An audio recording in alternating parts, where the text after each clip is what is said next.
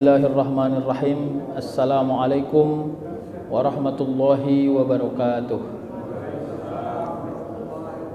Hamdan wa syukran lillah. Salatan wa salaman ala Rasulillah la nabiyya ba'dah. Asyhadu an la ilaha illallah wa asyhadu anna Muhammadan abduhu wa rasuluh. Allahumma salli ala Muhammadin tibbil qulubi wa dawaiha wa afiyatil abdani wa shifaiha wa nuril absari wa diyaiha wa ala alihi wa sahbihi ajma'in. Allahumma rabbi shrah li sadri wa yassir li amri wa hlul 'uqdatam min lisani yafqahu qawli. Hasbunallahu wa ni'mal wakil, ni'mal maula wa ni'man nasir, wa la haula wa la quwata illa billahil aliyil azim.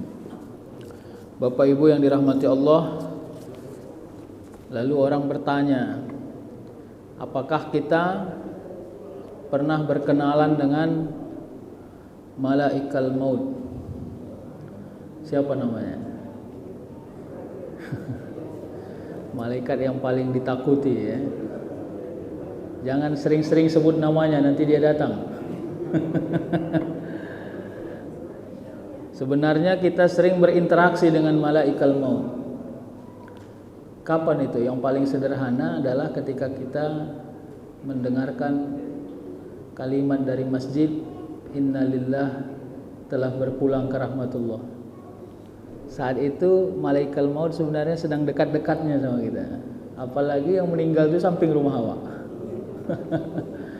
Jadi jangan bilang kita tidak pernah kenal dengan malaikal maut. Sering kita, apalagi ada orang bilang, ya Allah, ngeri juga ini. Sebulan ini sudah 5 yang meninggal ku dengar ini di komplek kami. Berarti dia kayaknya ngetem di daerah sini aja ini. Maaf ya, kelihatannya bercanda. Sehingga inilah alasan namanya zikrul maut ya. Mengingat mati itu menjadi sebuah amal orang-orang yang hidup. Jadi amalnya orang hidup itu adalah zikrul maut, mengingat mati. Bagaimana terminologi zikrul maut? Makanya begitu kita menyebut inna lillahi wa inna ilaihi rajiun, itu kan ayat ya, allazina iza asobathum musibah qalu inna lillahi wa inna ilaihi rajiun. Itu makna besarnya apa? Makna besarnya adalah nasihat untuk kita yang sedang hidup. Jadi innalillah itu bukan kalimat yang kita hadiahkan untuk orang yang mati, bukan. Itu kalimat yang kita kita ucapkan dan untuk kita itu sebenarnya. Jadi jangan pernah merasa gembira mengucap kalimat itu maksud saya. Innalillah wa inna ilaihi rajiun, mati juga dia rupanya. Itu kan kelihatannya kita sedang mempersembahkan kalimat itu untuk dia gitu. Enggak.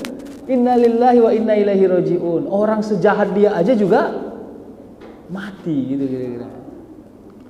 Apalah lagi orang yang sebenarnya orang sebaik dia aja mati, apalagi orang yang jahat seperti saya kira-kira.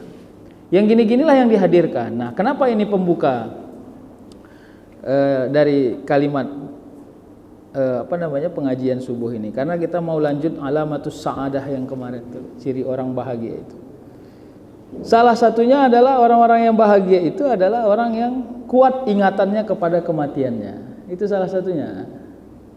Tapi bukan berarti membentuk karakter dia stuck pada urusan kehidupannya, bukan. Tapi ingat kematian itu, hasil yang didapat adalah memperbaiki kualitas dalam konteks amal ibadah.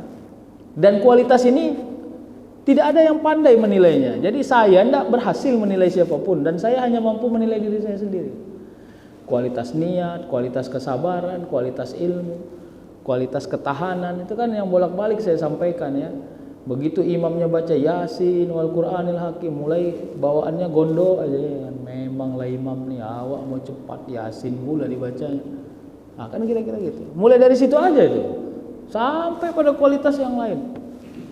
Nah, bagaimana ukurannya? Ternyata yang perlu kita sematkan adalah ketika kita mengangkat takbir sampai salam, kalau konteksnya sholat, hitungannya kolektif. Jadi bukan hebatnya takbir, hebatnya ruku, hebatnya sujud, bukan itu. Semua dia kolektif.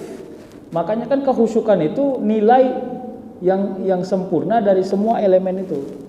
Ya, nanti kadang-kadang kita gagal di ruku. Gagal itu maksudnya kita tidak berhasil khusyuk dalam ruku, kira-kira gitu ya. Gagal di sujud, kira-kira gitu.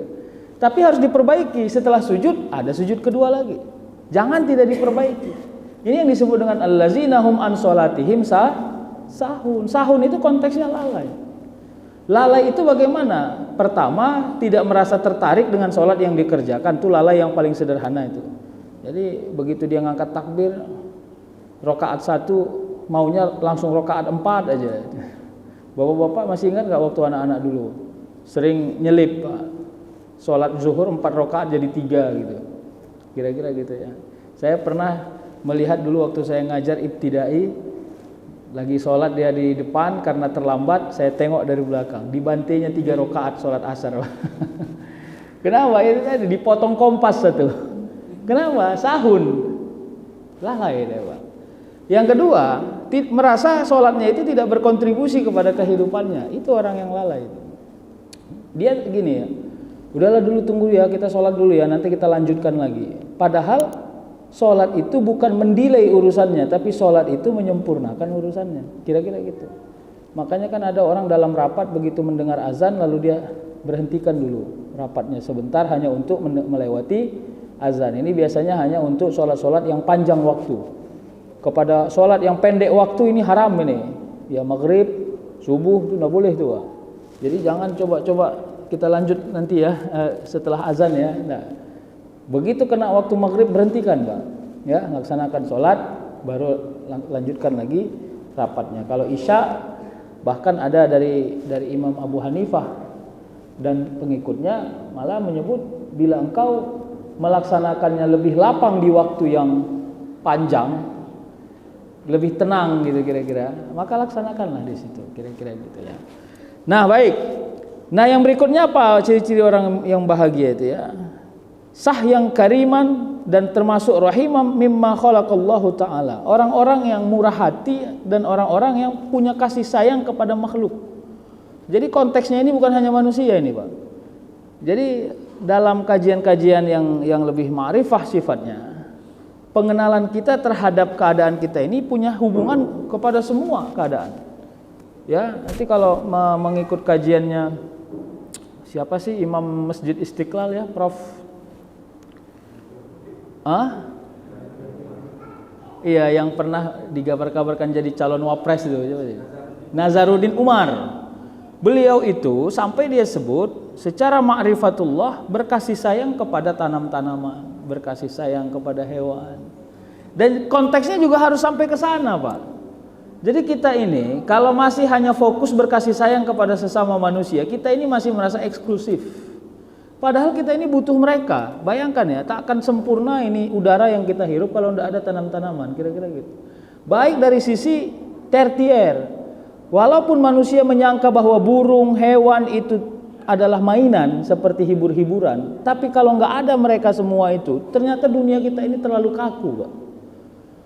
Jadi sampai ketika penulis kitab Tambihul Ghafilin mengatakan, Ibnu Athaillah mengatakan, rahimam mimma khalaqallahu ta'ala, orang yang bersifat kasih sayang pada semua makhluk Allah.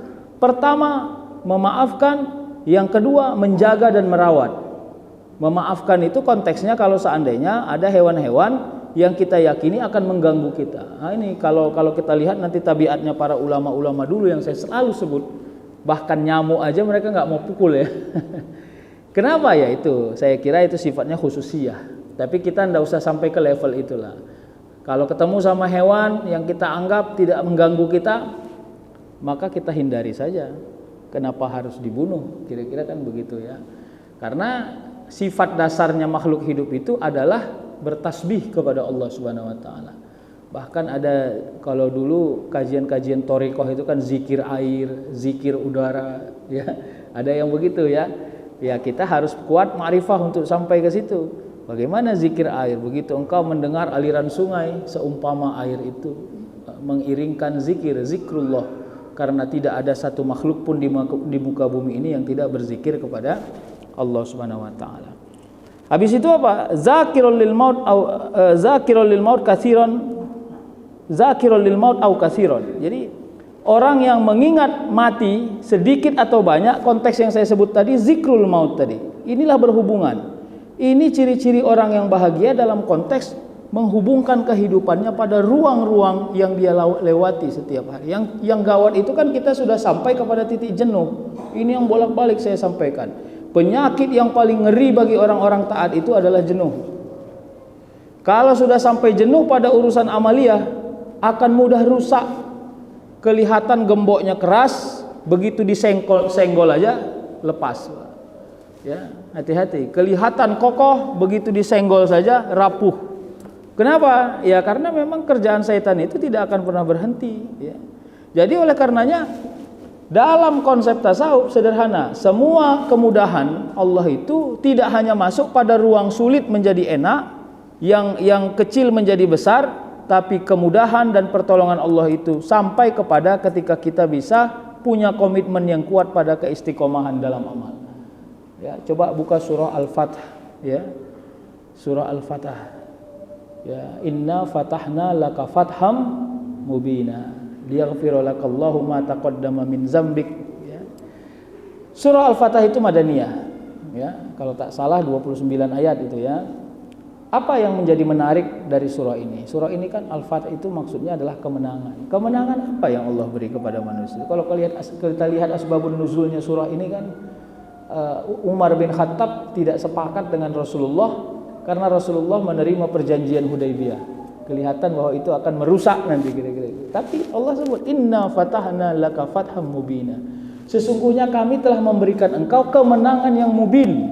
Mubin itu nyata. Jadi kemenangan yang bukan hanya dirasai pada ruang yang paling dalam, tapi juga disaksikan oleh banyak orang.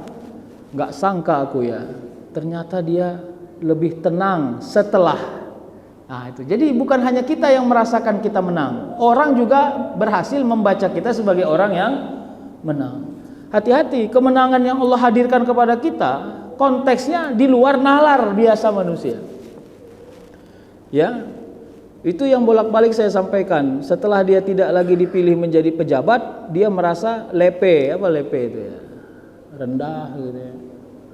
Gak mau keluar rumah ya. Di rumah aja bergaul sama orang-orang sekitar ya. Setelah 3 bulan berhasil dia menikmati. Ternyata bergaul sama orang-orang di komplek enak rupanya. Ya kan, bersahabat. Tidak main cucuk belakang dia. Kira-kira gitu. Mulai tertarik dia. Mulai dinikmatinya. Ternyata nemani istri belanja itu enak juga rupanya. Ternyata ikut menjaga cucu itu enak juga rupanya. Ternyata inna fatahna laka fatham mubina. Udah ada satu keasikan yang engkau dulu pernah cita-citakan, tapi karena engkau terlanjur terjebak dengan kesibukan, engkau sudah melupakan itu sebuah keasikan. Setelah sekarang engkau tidak menerimanya lagi, bahwa engkau dihadirkan keasikan itu, gembira hati. Jadi konteksnya inna fatahna laka fatham mubina, saya bukan menghibur-hibur orang. Setiap orang beda kebutuhan kemenangan yang diberikan. Makanya kan kemarin saya sampaikan yang lalu-lalu kajian subuh, doanya ngeyel aja sama Allah. Ya Allah ya Tuhanku, saya ini kalau begini terus bisa rusak ini ya Allah. Ya Allah, hanya Engkau yang bisa menjaga saya. Mudahkanlah saya, lindungilah saya, berilah saya penjagaan. Karena lewat semua, Pak. Jadi disinilah letak kemampuan kita berdamai dengan takdir. Apa yang Allah beri kepada engkau? Dulu menjadi pejabat dihormati orang, sekarang tidak menjadi pejabat harus ada enaknya. Jangan nggak boleh nggak ada enaknya. Ya. Dulu waktu masih aktif, ya, dihormati orang, sekarang sudah pensiun harus ada enaknya. Jangan nggak ada enaknya, nggak ada enaknya, nggak boleh. Kenapa? Karena kalau kita sudah merasa hidup kita nggak ada enaknya, hati-hati, berarti kematian udah dekat itu. Kenapa? Udah nggak enak lagi. Ya. Aturannya kan yang enak-enak aja, jangan sampai tidak enak. Nah, inilah dia. Lalu apa ayat kedua Allah sebutkan? Liyaghfira lakallahu ma taqaddama min dzambik wa ma ta'akhkhara wa yutimma ni'matahu 'alaika wa yahdiyaka siratal mustaqima. Ternyata hadiah yang Allah beri itu adalah liyaghfira lakallahu ma taqaddama min dzambik. Jadi hadiah istimewa itu adalah keampunan. Ini teori yang jarang dipakai, tapi kita sering membutuhkannya begitu kita sudah wafat. Kalau dipilihkan, tapi memang jangan memilih lah, karena pilihan ini tidak bijak. Harta, ya, atau keampunan atas semua dosa. Kalau harus memilih, kira-kira mana yang mau dipilih? Jangan dijawab, biar hati kita aja yang jawab. Tapi kalau ini harus memilih, pilihlah yang lebih abadi nilai dan ketahanannya. Ya. Makanya orang yang berangkat haji dan umroh, salah satu doa yang nggak boleh dialpakan adalah istighfar, mohon ampun kepada Allah. Tolong jangan dialpakan tuh. Begitu dia. Kenapa ibu mau berangkat haji? Saya mau khusus bermunajat, kiranya Allah memberikan rezeki punya keturunan. Bagus itu. Tapi begitu sampai di depan Ka'bah, jangan hanya itu aja doanya. Itu terlalu sederhana untuk perjalanan yang seserius itu. Apa doa yang lain? Minta ampun lah. Atas apa? Dosa yang lewat, dosa yang berpotensi, dosa yang akan datang. Nah, dosa yang akan datang itu bagaimana kira-kira Allah akan memberi benteng kepada kita? Satu, karena kita sudah tahu diri minta ampun kepada Allah, Allah hindarkan kita dari satu tempat atau dari tempat-tempat yang kita nggak tahan ada di dalamnya. Terhindar. Dua, kalau kita nggak dihindarkan Allah dari tempat-tempat kita yang nggak matang, Allah buat imunitas kita kuat. Setiap ada godaan, tertangkis dia. Tang. Ya, kemarin itu saya ini tidak sebut nama ya. Kemarin itu ada orang bertanya ke saya, ya, Ustadz, saya sudah lama menikah dengan suami saya. Suami saya ini orang tanggung jawab, tanggung jawab Ustadz. Bahkan anak belum lagi kuliah, uang kuliahnya udah di save. Uang kuliahnya bukan dalam negeri Pak, luar negeri, dan anak-anaknya sudah selesai semua. Tapi Ustadz, saya nggak tahu ini kalau saya mengeluh saya salah. Dia datang jumpai saya dengan anaknya, seorang ibu, pernikahannya sudah 40-an tahun, sudah tua, kasar, jutek, tidak ramah. Bukan hanya kepada saya Ustaz, kepada anak-anak. Dia menganggap bahwa tanggung jawab dia hanya memberi uang. Jadi begitu disindir tentang kasih sayangnya kepada anak, dia bilang, saya sudah selesai bertanggung jawab. Anak-anak ini sudah saya kasih rumah satu-satu, saya sekolahkan sampai ke luar negeri, kurang tanggung jawab apa saya? Carilah suami kayak saya, ada nggak? Kira-kira gitu tuh kalimatnya. Jadi kebetulan ada salah satu anaknya yang ikut bekerja di perusahaannya. Wah, anaknya dibuat kayak anak buah betul-betulan. Kalau dia lagi marah ya marah, maafnya kalau dia lagi maki ya maki. Nggak ada bedanya. Sampai anaknya yang menemani ngomong, apakah boleh saya membenci ayah saya? Saya bilang tidak boleh. Ya, tidak boleh. Hampir saya beberapa kali dilempar ya pakai kursi Ustaz.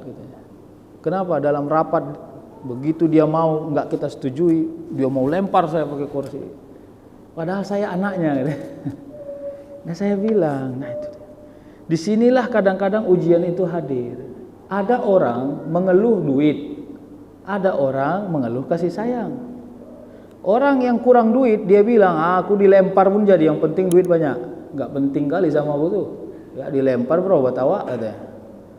Orang yang kurang kasih sayang bilang, harga diri jauh lebih tinggi Pak. Biarlah saya nggak punya duit asal saya dihargai. Nah ternyata Kak, konsep kebahagiaan kita beda-beda Pak.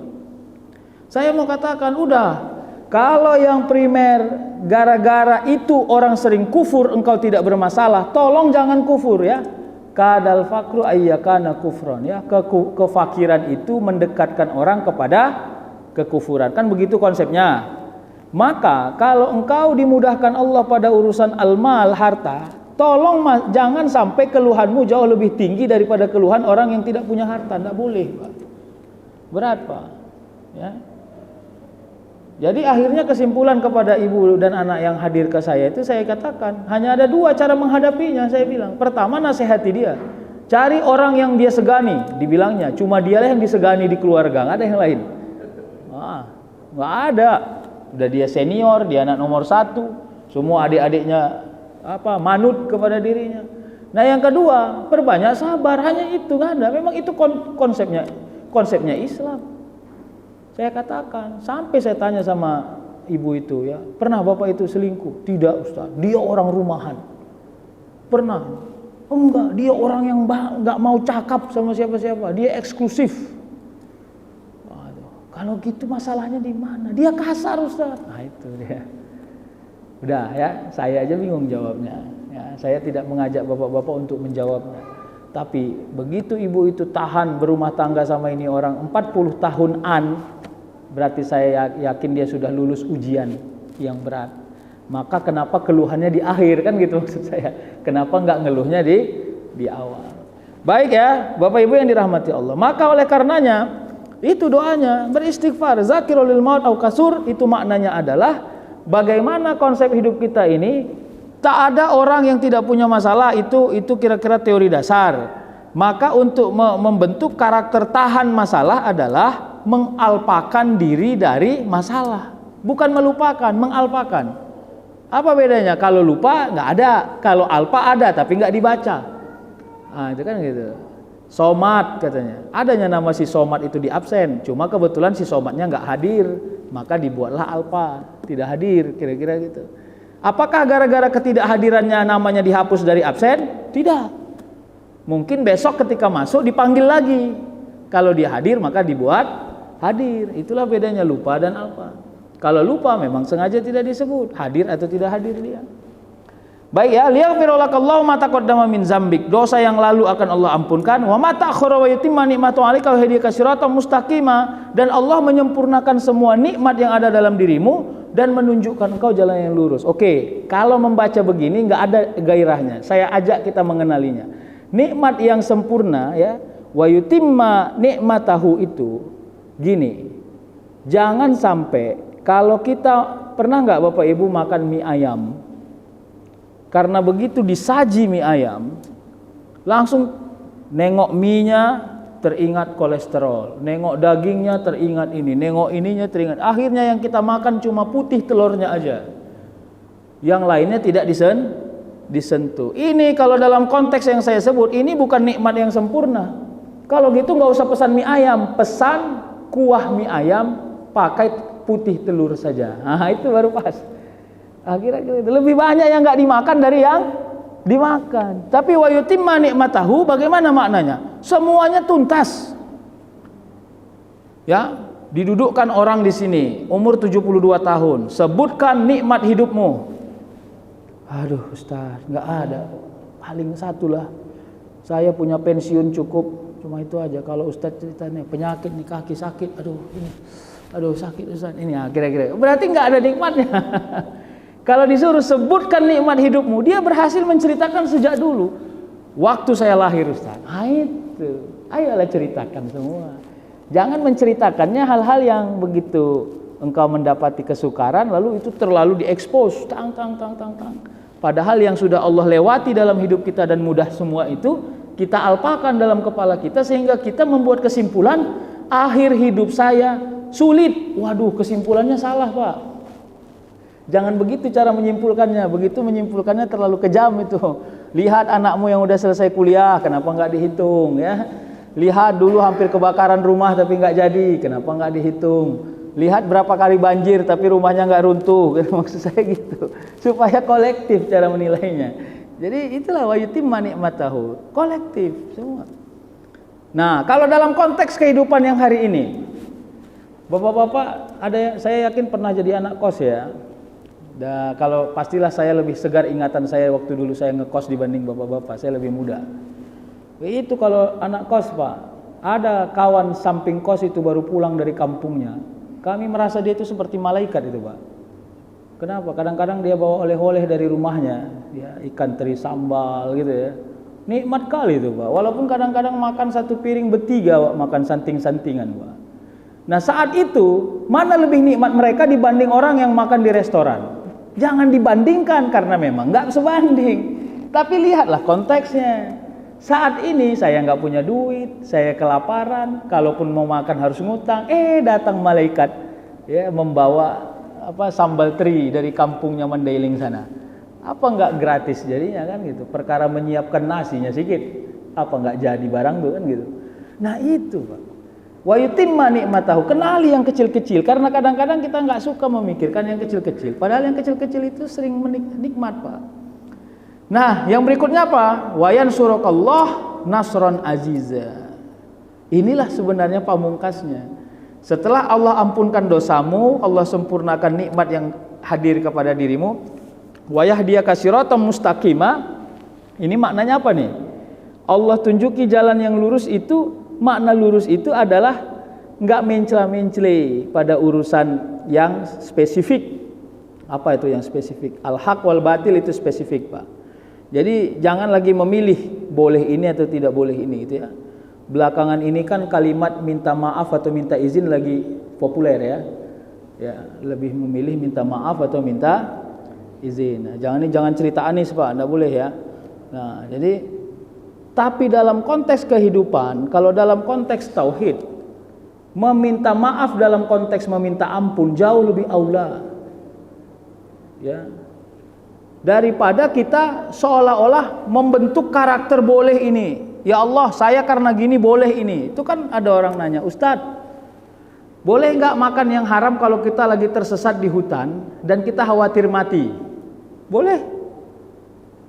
Tapi nggak terus-terusan, boleh. Begitu udah turun dia, dapat orang dia turun ke muka bumi, ke daerah. Karena dulu waktu di hutan sering makan tikus, dibantainya juga makan tikus setelah dia dapat pulang ke rumahnya. Nggak boleh. Nah itu, jadi oleh karenanya pada urusan yang batil jangan ada toleransi apapun, dan ini harus kita latih, Pak. Itu harus dilatih. Kalau nggak dilatih kita ini akan ikut langgam aja nih, ikut langgam aja, dan bahaya. Ya kadang-kadang arusnya tidak sesuai dengan tujuan yang mau kita cari, sehingga akhirnya kita salah tujuan. Ya. Wa yansurakallah nasran aziza, supaya Allah menolongmu. Jadi pertolongan Allah itu tidak pakai kausalitas. Ini teori yang bolak-balik saya sampaikan. Hati-hati. Kadang-kadang Allah menolong kita dengan membentuk kesabaran yang tinggi sehingga kita bisa melewati semua beratnya ujian. Ya. Coba Pak, ini kalau mau dibanding-banding, Bapak jumpai aja orang yang, aduh, kalau ini ngomong-ngomong begini kita ngeri ya. Dia merawat emaknya yang lagi sakit. Lalu dia punya abang yang maaf ya, agak setengah setengah waras lah ya. Ini saya cerita true story nih, Pak. Belum lagi dia kuliah, sedang S2, SPP-nya sudah nunggak. Belum lagi sudah mau habis semesternya, kalau enggak RPL itu seperti mendaftar baru dan dia harus bayar lagi SPP-nya. Coba enggak kalau kita dihadapi orang yang begitu, Pak?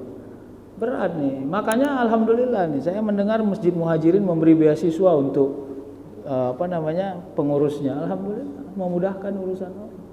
Tapi ingat, banyak urusan orang yang rumit. Makanya semua pengurus masjid ini harus luas hatinya. Kenapa? Karena orang jamaah-jamaah di sini luas juga hatinya, memudahkan urusan orang. Kira-kira begitu. Banyak, Pak. Jadi gimana? Wa yansurakallah nasran aziza. Kadang-kadang orang begitu enggak dibuat Allah dia ketemu dengan orang yang menolong, enggak akan ada yang menolong dia, tapi Allah buat dia melewati ribetnya masalah. Dilewatinya, siap dia. Ya udahlah, Pak, saya cuti dulu. Ah itu saya juga.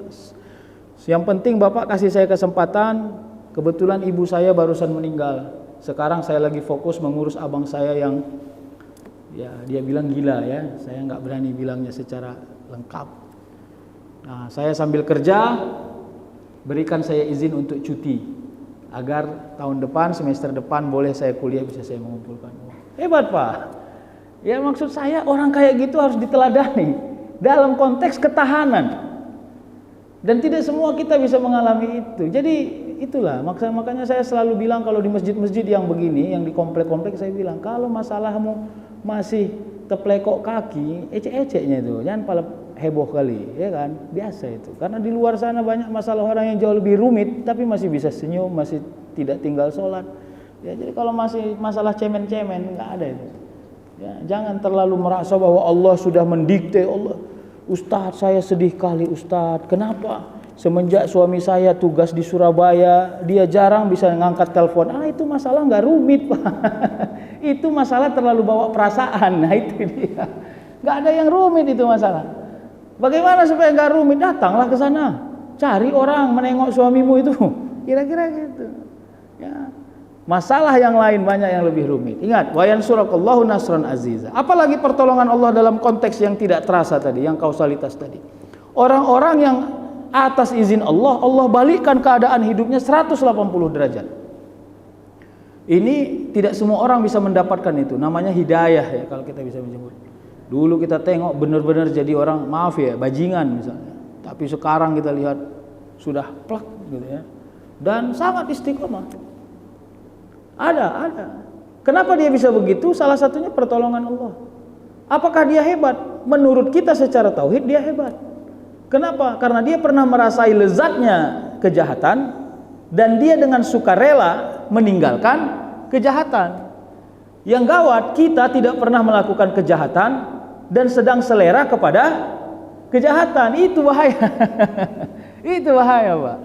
Ya, awak jujur aja nih Ustadz. Ini karena dilarang ini. Kalau nggak dilarang Ustadz, sama orang ngomong, saya Ustadz sudah capek saya Ustadz. Dan alhamdulillah Allah hidupkan hati saya untuk meninggalkan itu dengan sempurna. Kalau saya ditanya, mana yang lebih mulia di antara dua ini? Kalau dalam konteks kekinian, yang nomor 2. Kenapa? Dia berhasil mengatakan lezatnya dosa itu sebagai sebuah yang capek. Itu kan kalau kayak awak-awak nih masih kepengen berbuat dosa tapi takut misalnya gitu. Sehingga akhirnya memilih untuk tidak berbuat. Dalam konteks kekinian. Tapi kalau dalam konteks masa lalu, orang yang tak pernah berbuat jahat lah yang pasti lebih baik dibanding orang yang berbuat jahat. Nah, ayat keempat, inilah dia yang Allah beri secara teknis. Kalau wayan surakallah nasron aziza, itu yang Allah hadiahkan. Yang ayat keempat ini yang Allah beri. Huwallazi anzalas sakinata fi qulubil mu'minin. Jadi Allah berikan di dalam hatinya sakinah. Sakinah ini kalau dalam definisi dan tafsir itu tenang ya, ketenangan. Fi qulubil mu'minin. Kenapa mukmin yang menjadi tenang? Karena orang-orang beriman itu dalam konteks ketaatan dia sudah berhasil meyakinkan dengan sepenuh jiwa bahwa pertolongan dan kausalitas itu datangnya dari Allah. Kalau ini udah selesai Pak, aman ini dunia ini. Aman ini. Jadi kalau hanya bisa berhasil misalnya ada anak ujian gitu ya. Bapak Ibu saya nggak tahu ini benar atau salah. Kadang-kadang kita ini ngasih skor kepada hasil ujian itu. Udah kelihatannya nilainya pas-pasan, tapi terbayang juga awak mukanya. Ya. Terbayang juga kebaikannya yang pernah dia lakukan. Jadi ya kalau saya sih bilangnya subjektivitas itu tetap bermain. Tidak ada yang benar-benar objektif. Nah, yang paling tidak objektif lagi tahu Pak? Capek anak itu sekolah, IP-nya 4,0 dari semester 1 sampai semester akhir. Begitu sampai dia melamar di perusahaan, di training lagi. Seolah-olah prestasi itu diabaikan. Nah, makanya ada MBKM ya. MBKM itu menurut saya sederhananya menguatkan pola agar hasil studi berhubungan dengan pengalaman kan gitu. Jadi tidak nol ya. Tapi saya mau katakan enggak. Kadang-kadang cara Allah membentuk kita untuk sampai kepada tujuan akhir kita adalah dengan banyak diuji dari setiap perjalanan kehidupan kita ini. Makanya yang dihadirkan Allah huwallazi anzalas sakinah fi qulubil mu'minin. Ya. Terus apa yang Allah beri? Liyazdadu imanan ma'a imanihim. Akan bertambahlah imannya setelah iman yang sudah ada itu ya. Walillahi junudus samawati wal ard. Ingat, ini prinsip. Setiap Allah menerangkan bahwa Allah itu mencipta langit dan bumi, memiliki langit dan bumi, itu bukan berarti karena Allah ingin memberitahu. Bukan berarti karena yang membaca tidak pernah tahu. Tapi apa maknanya? Namanya lit ta'kid, menguatkan agar orang-orang yang mulai lupa bahwa yang mencipta langit dan bumi adalah Allah paham. Jangankan urusan hajatmu, urusan langit dan bumi aja sudah milik Allah. Kira-kira gitu tuh konsepnya. Jadi jangan anggap bahwa ini walillahi junudus samawati wal ard, kok seolah-olah Allah nggak tahu kalau saya tahu bahwa yang memiliki langit dan bumi itu ya, tentara langit dan bumi itu adalah Allah. Bukan itu konteksnya. Konteksnya ingat. Jadi jangan sampai engkau terpengaruh pada urusan-urusan yang teknis lalu meragukan Allah Subhanahu wa taala. Siapa itu? Orang yang enggak pernah punya anak gitu ya. Saya beberapa kali didatangi itu, Ustadz, kasihlah saya amalan agar saya punya anak. Udah berapa tahun enggak punya anak? 16 tahun. Ya, 2 tahun kemudian jumpa, tetap enggak punya anak. Apakah doa saya tidak makbul? Memang enggak ada urus. Saya juga enggak perlu doa saya makbul. Terus apa yang Allah hadiahkan kepada dirinya? 1, mulai meyakinkan diri bahwa dia tidak akan pernah punya anak. Itu kan juga ketenangan, Pak. Wallazi anzalas sakinah fi qulubil mu'minin. Akhirnya karena dia orang yang duitnya belepotan banyak, dia carilah anak-anak yang bisa dibiayai, disayangi. Artinya apa? Bermanfaat juga hartanya. Dibuat Allah dia hadir hatinya untuk kuat, tidak pun punya anak kandung, tetap menyayangi orang yang anak yang dia ambil meskipun tidak kandung. Ternyata terlalu banyak hikmahnya, Pak. Terlalu banyak hikmahnya. Kepada ujian-ujian yang kita anggap berat, ya, ada orang miskin, ya, itu datang ke Medan. Saya mau cerita seseorang sangat inspiratif. Sekarang dia baru dapat gelar profesor, ya, namanya saya sebut aja lah ya, karena guru saya, Mustafa Kamal Rokan, mungkin kalau kenal. Itu orang kampung, bapaknya jual rokok, ya, datang ke Medan nih Bun, antara percaya dan nggak percaya. Sampai S3 jadi marbot di masjid, Pak, lap-lap masjid, ya. Kalaupun dapat rezeki berkah tambahan dari marhaban, itulah kadang-kadang kita ini zalim juga membayar orang marhaban. Masa membayar orang marhaban cuma pakai pulut kuning yang ada telurnya? Kasihlah duitnya, ya kan? Udah berkoak-koak, ya marhaban. Pulang cuma pulut kuning dikasih. Nah, kira-kira gitu. Waktu kuliah di UI sempat jual eceran buku di depan UI itu untuk nambah. Maksud saya mau cerita ini, pasti bapak punya pengalaman yang jauh lebih ribet. Saya mau katakan, meneladani orang yang kayak gini ini akan membentuk karakter tahu diri. Kalau masalahmu nggak segitu banyak, jadi jangan terlalu pamer, biasa aja. Karena ada orang masalahnya lebih ribet, prestasinya jauh lebih hebat dari dirimu, kira-kira gitu. Nah itu. Nah, jadi ya udah. Wallazi anzalas sakinah fi qulubil mu'minin, udah jelas. Ya, saya sebut lagi nama lah biar tuntas karena nyebut nama. Dr. Wadni Marpaung. Ustadz kita juga di sini. Bentar lagi profesor, sudah turun PAK-nya. Itu orang dari kampung, Pak. Dia punya adik banyak. Ya, asal datang adiknya tamat sekolah, kemari minta syafaat di kampus-kampus supaya bisa diterima dapat beasiswa. Alhamdulillah semua adiknya sekolah selesai S1, Pak. Ya, bahkan sekarang dia membiayai orang tuanya. Nah, saya mau maksudkan apa? Yaitu huwallazi anzalas sakinah fi qulubil mu'minin. Dia bilang, ya Allah, saya tahu diri saya punya banyak masalah, tapi saya harus melewatinya. Gitu kira-kira. Nah, lewat, Pak. Nah, bagi kita yang tidak sehebat itu masalahnya, tolong jangan lebih banyak keluhannya. Itu aja sih. Itu aja yang mau saya katakan, enggak ada yang lain. Supaya problem kita ini tidak lagi pada diri kita. Tapi problem kita ini adalah pada kemampuan memberi manfaat kepada banyak orang. Saya termasuk orang yang tidak akan berhenti dan tidak berhenti mendoakan. Dan mungkin kawan-kawan saya yang lain juga tidak akan berhenti mendoakan. Saya ingat dulu betul ini, Pak.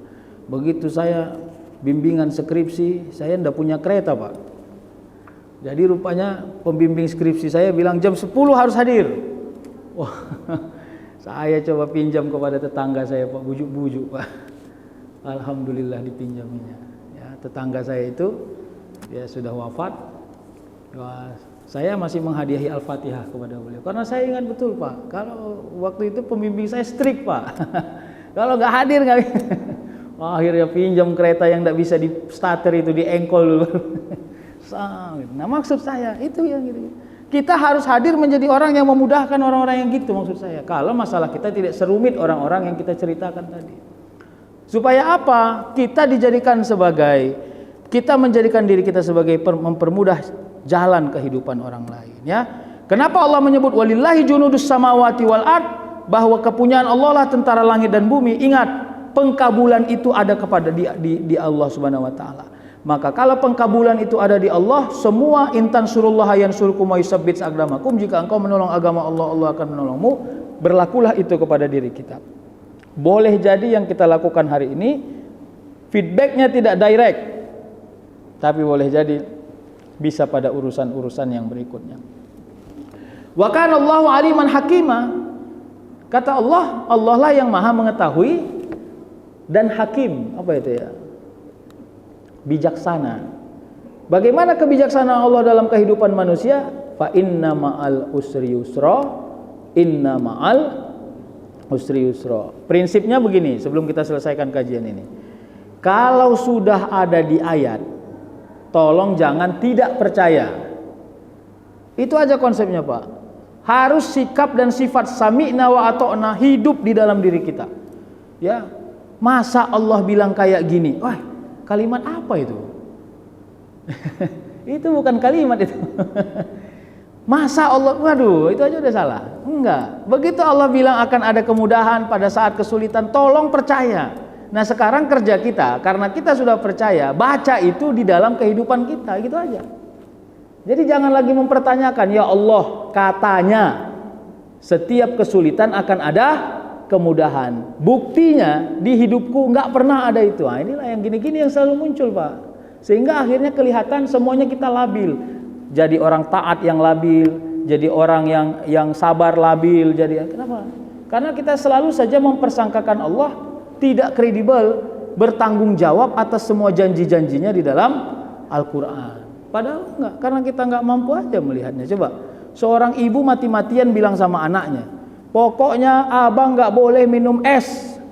Titik. Kalau abang minum es, mama enggak kasih jajan 1 bulan. Wah, abangnya, anak ini sedih. Apa mama enggak tahu kalau minum es itu enak? Apa mama enggak pernah jadi anak-anak? Kan begitu logika yang dia bangun, Pak. Tapi kan logika ibunya beda dengan logika yang dia bangun. Kira-kira itu aja lah. Kita sama ibu kita saja beda selera. Apalah lagi kita dengan Allah yang Allah faham. Begitu kita sudah minta perlindungan dan petunjuk dari Allah, maka semua perjalanan hidup kita ini kita serahkan kepada Allah Subhanahu wa taala. Saya kira itu yang bisa saya sampaikan ya. Mungkin kalau ada waktu masih ada tanya jawab, kita silakan. Wabillahi taufiq wal hidayah. Wassalamualaikum warahmatullahi wabarakatuh.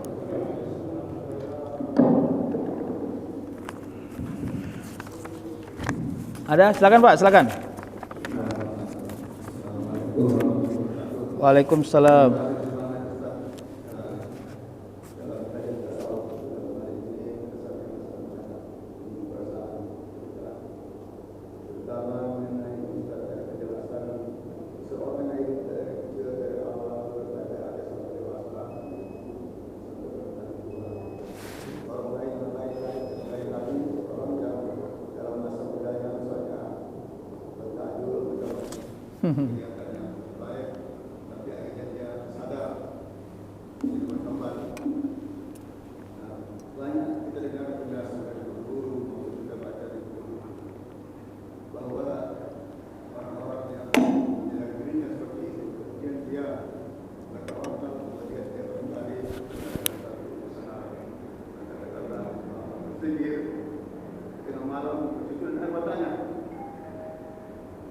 Dalam penjelasan beberapa buku dan ustaz, orang seperti itu dipuji oleh Allah dan dibanggakan kepada mereka. Ya, maksud ini dengan kehidupan itu bersama bermana, dibanggakan Tuhan kepada mereka.